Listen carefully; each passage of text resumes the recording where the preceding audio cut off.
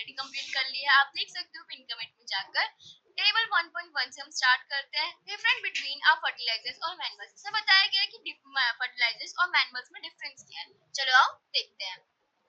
Fertilisers is a man made inorganic salt. इसमें बताया गया फर्टिलाइजर्स के एक मैन मेड और इनऑर्गेनिक सॉल्ट है, मतलब वो ऑर्गेनिक नहीं है, किसी के द्वारा बनाया गया है। But manual is a natural substance obtained by decomposition cattle dog duck और प्लांट। इसमें बताया गया है कि मैनुअल क्या एक नेचुरल सब्सटेंस है जो डीकंपोजिशन ऑफ प्लांट एनिमल्स और साथ साथ एनिमल्स और प्लांट्स के जो एनिमल्स के जो वो होते हैं पॉटी होती है और डक होती है चीजें, इन सब से क्या बनते हैं मैनुअल बनता है। बट फर्टिलाइजर्स क्या बनता है मैन मेड है। Fertilisers prepare in the factories. Fertilisers किसमें प्रिपेयर होता है फैक्ट्री में प्रिपेयर होता है। But manual can be prepared in the field. पर मैनुअल किसमें प्रिपेयर होता है फील्ड में प्रिपेयर होता है। Fertilisers does not provide any humus to the soil. Fertilisers कोई भी ह्यूमस नहीं प्रोवाइड करते सॉइल में, but manual provide a lot of humus to the soil. Fertilizers are very rich in the plant nutrition like nitrogen, potassium. Fertilisers क्या करता है soil को बहुत सारी चीजें प्रोवाइड करते हैं, न्यूट्रिशन प्रोवाइड करता है। बट मैनुअल क्या करता है प्लांट को रिच करता है, न्यूट्रिशन रिच बनाता है और बहुत सारी चीजें ऐसे प्रोवाइड करता है जो कोई भी नहीं प्रोवाइड कर सकता, लाइक फर्टिलाइजर भी प्रोवाइड नहीं कर सकता है। आगे देखते हैं।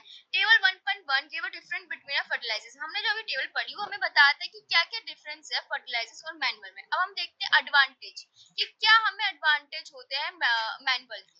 The organic manners is considered better than the fertiliser. इसमें बताया गया है कि जो ऑर्गेनिक मैनर्स होते हैं फील्ड में डालने के सॉइल में डालने के लिए वो ज्यादा अच्छे होते हैं कंपैरिजन फर्टिलाइजर में। क्यों? क्योंकि it enhance the water holding capacity. वो क्या करता है बढ़ावा देता है water capacity of to the soil. Soil को बढ़ावा देता है कि पानी को बहुत देर ज्यादा देर तक होल्ड कर पाए। It make a soil pores due to the exchange of gases. वो सॉइल में पोर्स लेके आता है जिससे क्या होता है गैसेस का एक्सचेंज होता है और जो होता है सॉइल क्या होता है और ज्यादा अच्छा होता है।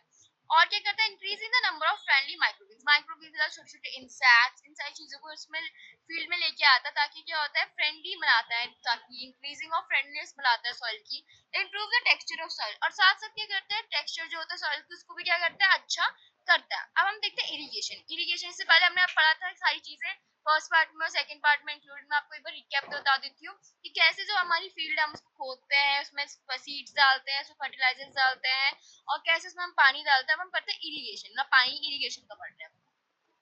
All living beings need water to live. हमें पता है जितने भी लिविंग ऑर्गेनिजम्स हैं उन सबको क्या जरूरत होती है पानी की जरूरत होती है जिंदा रहने के लिए। पानी बहुत ही इंपॉर्टेंट होता है जो क्या करता है हमारी ग्रोथ को बढ़ावा देता है, डेवलप करता है। Water is absorb by the plants of root. और पानी कहाँ से अब्सॉर्ब होता है प्लांट के रूट से अब्सॉर्ब होता है। Along with the water, minerals and fertilizers are also absorbed. पानी के साथ साथ मिनरल और फर्टिलाइजर्स भी क्या होता है वो अब्सॉर्ब होते हैं और ऑलमोस्ट 90% ऑफ वाटर जो प्लांट क्या है वो अपने आप अंदर कंटेन करती है। Water is essential because the in generation of the seed does not take place under dry conditions. इसमें बताया गया जो प्लांट है उसको पानी की बहुत जरूरत होती है क्योंकि वो ड्राई वेदर ड्राई कंडीशंस में अपना खाना वाटर कुछ भी चीज नहीं कर सकती है।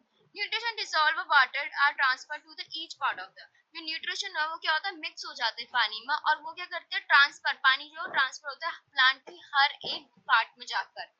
Plant also water also protect the crop from the both. मतलब प्लांट जो होता है वो पानी क्या करता है प्लांट को इतना पानी देता है न्यूट्रिशन देता है और वो क्या करता है उसको गर्मी धूप इन सब से बचाता है ताकि जो प्लांट है वो खराब ना हो। और it meant to maintain the moisture of the soil healthy crop growth feed healthy water regularly. अगर हमें हमारी जो क्रॉप है उसको हेल्दी रखना है अच्छा रखना है मॉइस्चर रखना है तो उसमें क्या करना पड़ेगा हमें टाइम टू टाइम रेगुलरली इसमें क्या डालना पड़ेगा पानी डालना पड़ेगा। The supply of water to the crop at regular interval is called irrigation. Time to time supply of water to the crop अपनी क्रॉप को देना हर इंटरनल और टाइम के इसको बोलते हैं irrigation. The time and frequency of irrigation are varies from the crop to crop. अब हमें पानी देना तो है जब इरिगेशन करना है बट वो डिपेंड करता है क्रॉप में सॉइल में और सीजन के अकॉर्डिंग। इन सब के अकॉर्डिंग हमें क्या होता है पानी डालना पड़ता है। और मोस्टली समर में हमें क्या करना पड़ता है हाई फ्रीक्वेंसी। समर में हमें पता है कि कितनी ज्यादा पानी की इनटेक होता है उसमें हमें पानी थोड़ा और ज्यादा डालना होता है। और सब पता है पूछा जाए ऐसे क्यों होता है क्यों क्योंकि इवेपोरेशन ज्यादा होता है क्या? हाँ, गर्मी के टाइम पे इवेपोरेशन ज्यादा होता है पानी ज्यादा इवेपोरेट होती है तो हमें क्या करना पड़ता है फील्ड में और जो हम उगा रहे हैं उसमें पानी ज्यादा डालना पड़ता है। अब हम पढ़ते हैं सोर्स ऑफ इरिगेशन। क्या क्या सोर्स ऑफ इरिगेशन होते हैं हम देखते आए थे। Source of irrigation well, tubewell, ponds, lake, rivers. हम सारा पानी कहाँ से लेते हैं? इरिगेशन करने के लिए कहाँ से लेते हैं? वेल, ट्यूबवेल, पॉन्ड्स, लेक, इन सारी जगह से हम क्या करते हैं? पानी लेते हैं। आगे देखते हैं ट्रेडिशनल मेथड ऑफ इरिगेशन। इसमें बताया गया कि कैसे पुराने जमाने में हम लोग इरिगेशन करते थे। The water available in the well, lake, canals are lifted by different method of different religion for taking to the field। ऐसे बताया गया पुराने जमाने में बहुत ही अलग अलग तरीके से, बहुत ही अलग अलग प्रोसेस से हम लोग क्या पानी को खेत तक पहुंचा देते हैं, डिफरेंट डिफरेंट मेथड और डिफरेंट डिफरेंट चीजों से। कैटल और human labours and used to be this method. और इसमें मेनली लेबर्स कौन होते थे? ह्यूमन होते थे। और किसके? और बट ये जो मेथड है बहुत चीप भी होता था, बट इसमें क्या है, चीजें बहुत कम होती थी, इफेक्ट बहुत कम होता था। The various method like a मोटा, इसमें बता दिखा रखा है चेन पंप, यहाँ पे आपको पिक्चर्स में दिखा रहे हैं चेन पंप। और जैसे ये मेथड है, इन सबसे क्या होता है? पानी लेके जाया जाता था पुराने जमाने में। Pump are commonly use by lifting water. और पंप भी क्या होता है? किसी पानी को लिफ्ट करने, मतलब पानी को ऊपर लाने के लिए पंप का इस्तेमाल किया जाता है। बट किसके through? Diesel, biogas, electricity, solar energy के थ्रू पंप को क्या करता है? चलाया जाता था।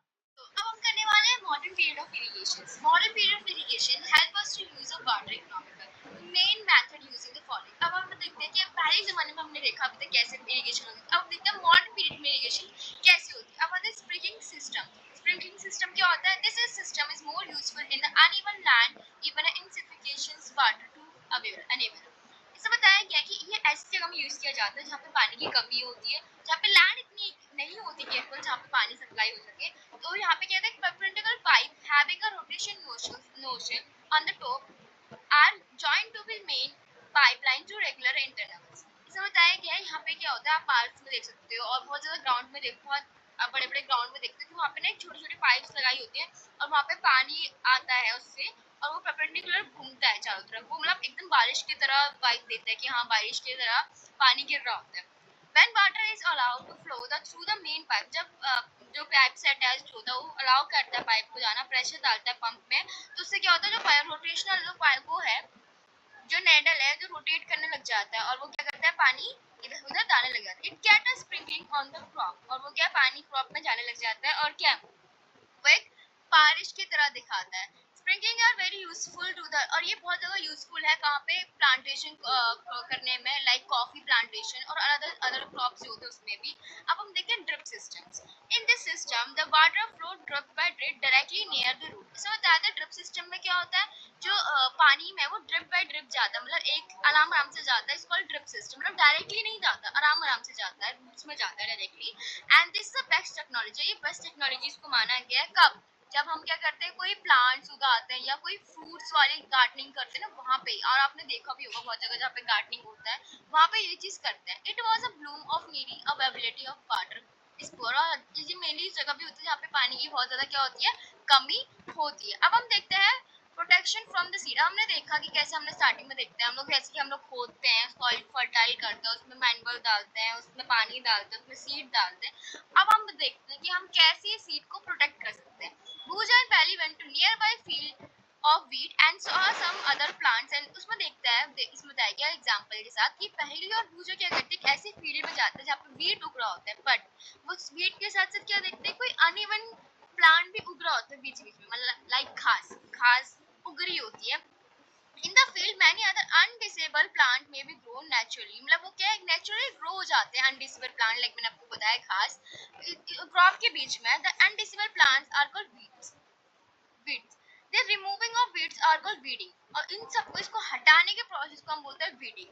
weeding is necessary since weed complete with the crop plant and the plant nutrition specialized। और weeding क्यों जरूरी है? क्योंकि पता है क्या करता है weed? क्या करता है weeding? क्या करता है? जो प्लांट की क्रॉप जो हम उगा रहे हैं उसका न्यूट्रिशन, वाटर, स्पेस, सनलाइट वो खुद भी कंज्यूम करते हैं, जिसकी वजह से हमारे जो प्लांट्स में वो प्रॉपर अमाउंट ऑफ न्यूट्रिशन नहीं पहुंच पाता। इसी वजह से हमें उसको क्या करना होता है? हटाना होता है। Thus they affect the growth of the plant। और ये क्या करता है? इफेक्ट करता है ग्रोथ ऑफ प्लांट्स में भी, क्रॉप के भी। Some feeding interferes even the harvesting and many poisonous of animals has and human beings।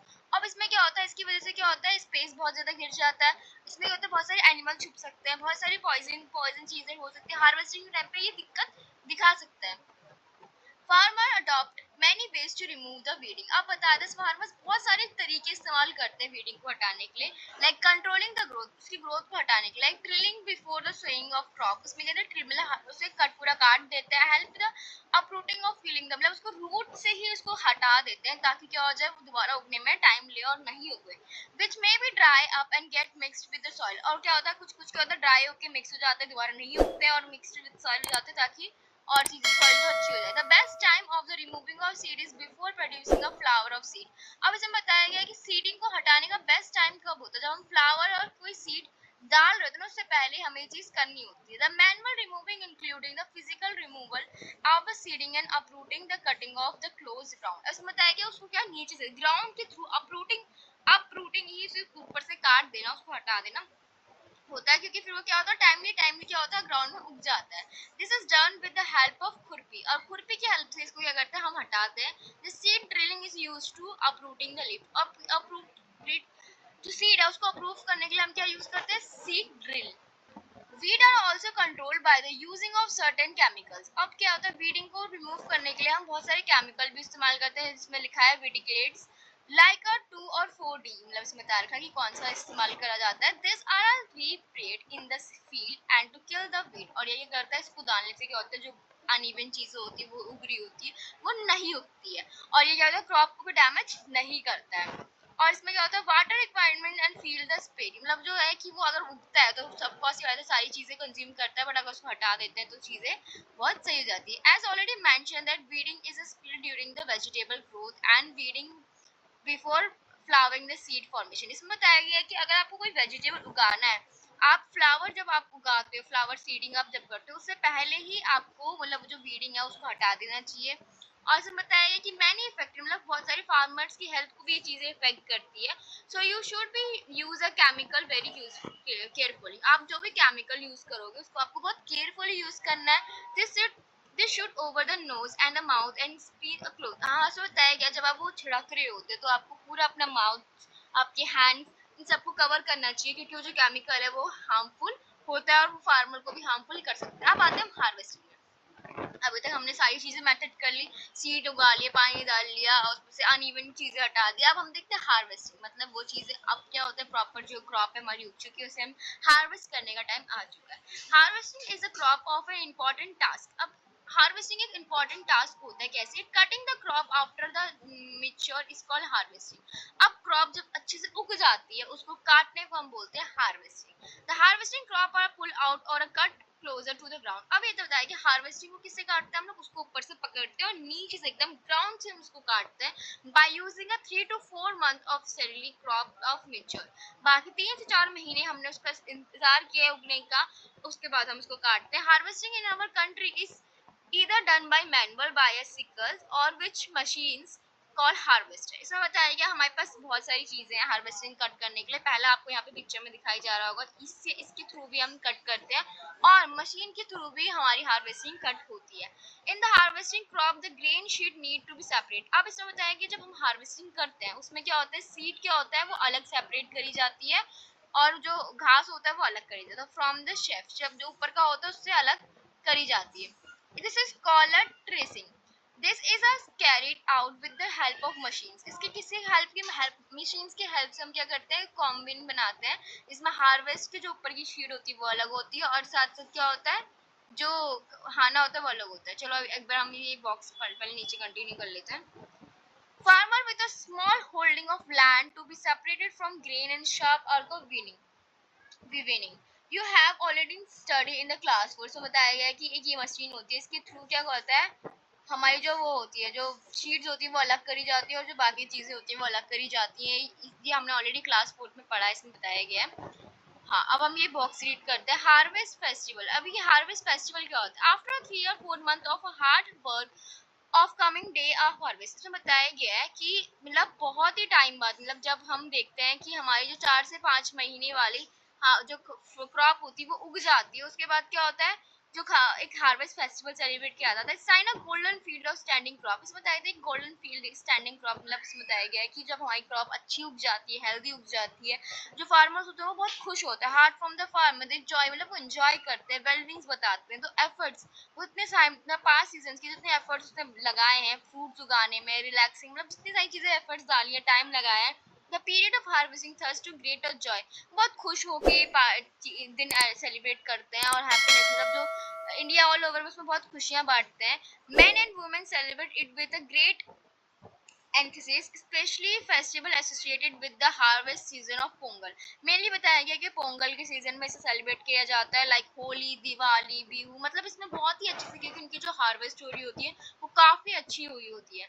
अब हम देखते हैं स्टोरेज। अब हमने उगा लिया, काट लिया, पानी दे दिया, सीड सब कुछ कर लिया, अब हम उसको रखें क्या, स्टोर कैसे करके रखते हैं।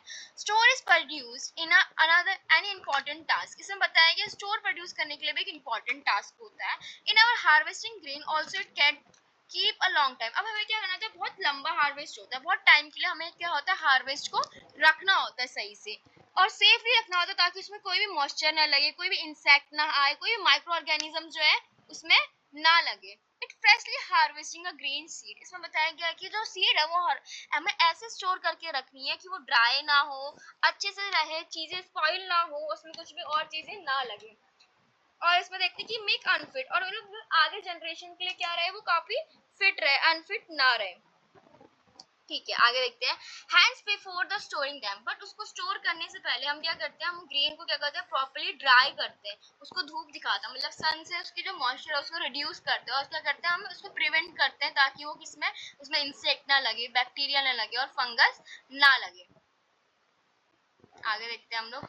After farmer store a grain in the jute bag, अब हम देखते हैं कि फार्मर्स किस में स्टोर करके रखते हैं, जूट बैग में स्टोर करके रखते हैं विद अ मैग्नेटिक बिन, और उसके ऊपर मैग्नेटिक बिन्स लगा देते हैं ताकि वो लार्ज स्केल ऑफ स्टोरेज, जो स्टोरेज है वो काफी टाइम तक लाइज शीसिंग बोलते हैं, और it protect them from the rat, मतलब इंसेक्ट, रैट, चूहे, सबसे बचाने के लिए, मतलब यहाँ पे आपको दिखाया भी है पिक्चर की ऐसे स्टोर करके रखते हैं, क्या कहते हैं, जूट के बैग्स में।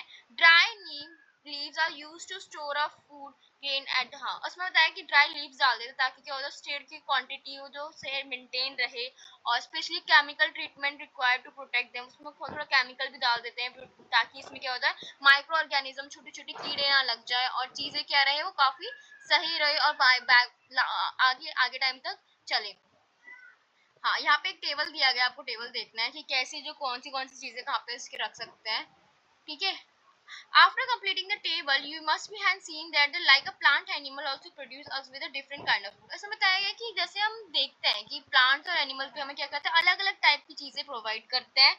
In this many people live in a coastal areas, हम देखते हैं कि बहुत सारे ऐसे लोग होते हैं, कोस्टल एरियाज कौन सा होता है, जो नदी के किनारे वाला एरिया होता है, वहाँ पे फिश होता है, वहाँ पे मेजर टाइप ऑफ खाना क्या होता है, डाइट क्या होता है, लोगों को फिश होता है, ये सी फूड होते हैं।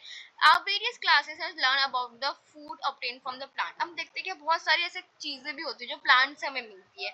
We have just seen that process of crop producing involving number of step like section of seed, plus बताया कि बहुत सारी चीजें ऐसी होती है जो हमें क्रॉप से नहीं मिलती, जो प्लांट से मिलती है, लाइक सीड्स, और बहुत सारी चीजें होती है, like animals reared up home in the farm, अब देखते हैं कि हम एनिमल्स कहाँ रहते हैं, फार्म्स में रहते हैं, हैव प्रोवाइडेड प्रॉपर फूड, उन्हें क्या क्या दिया जाता है, प्रॉपर फूड दिया जाता है, शेल्टर दिया जाता है, उनकी केयर करी जाती है और उनको लार्ज अमाउंट ऑफ में रखा जाता है, उसको बोलते हैं एनिमल हस्बेंड्री।